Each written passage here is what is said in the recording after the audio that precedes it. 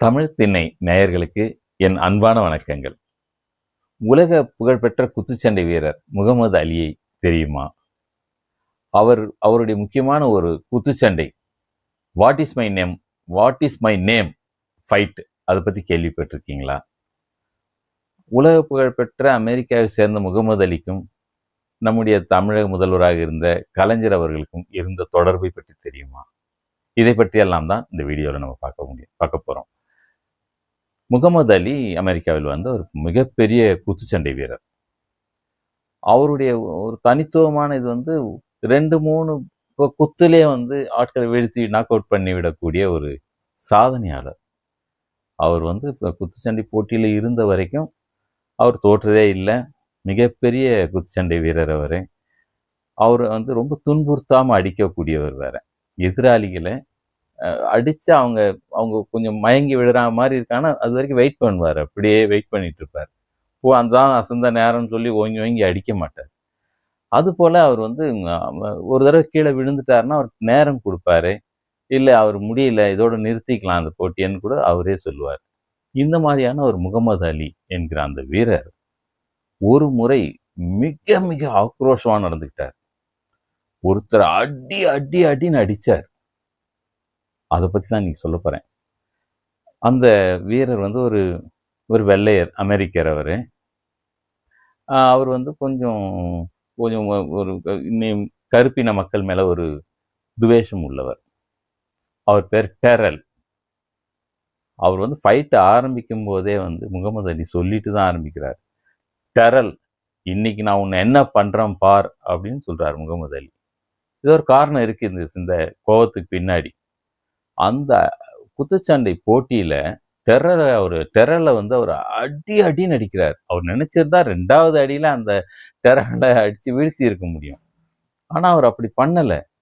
அவனை பலமாக தாக்கணுன்ற மாதிரியே அந்த போட்டி முழுக்க அடிக்கிறாரு. அடிச்சுட்டே இருக்காரு. மக்கள்லாம் என்ன நடக்குது இங்கன்னு பார்த்துட்டு இருக்காங்க. உன்னிப்பாக கவனிக்கும் போது தான் ஒரு சின்ன முகமது அலி சொல்கிற ஒரு சின்ன வார்த்தை கேட்குது. டெல் மை நேம்னு சொல்லி தான் அடிக்கிறார்.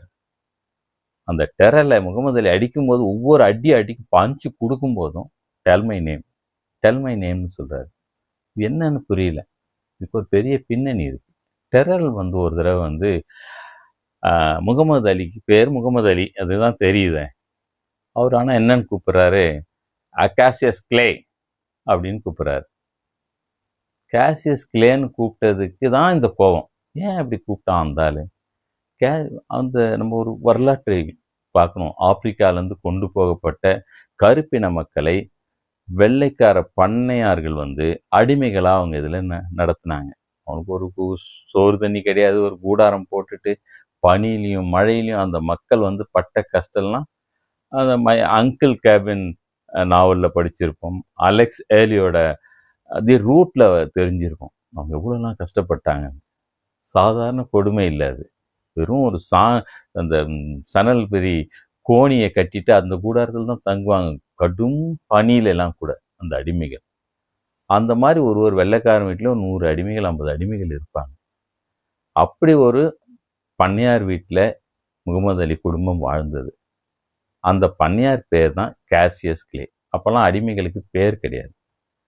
யார்கிட்ட வேலை செய்கிறாங்களோ அந்த வீட்டு பேரை வச்சுருவாங்க.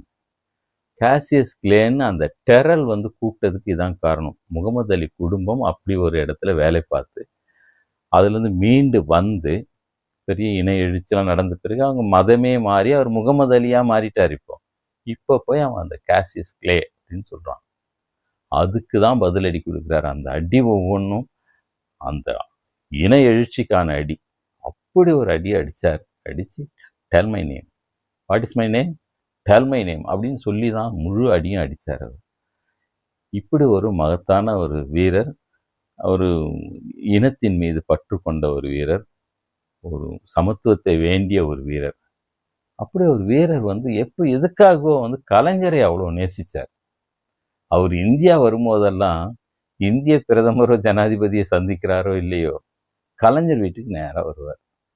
நானே 2 முறை அதை பார்த்துருக்கேன், அந்த புகைப்படங்களை. அப்போ அவர் வந்தபோது எடுத்துக்கொண்ட புகைப்படம். கலைஞர் அவரை சந்தித்து அது என்னமோ அவர் என்ன கலந்துரையாடுவாங்களோ அதெல்லாம் எனக்கு தெரியாது. ஆனால் அவர் வந்து சந்திச்சுட்டு போவார்.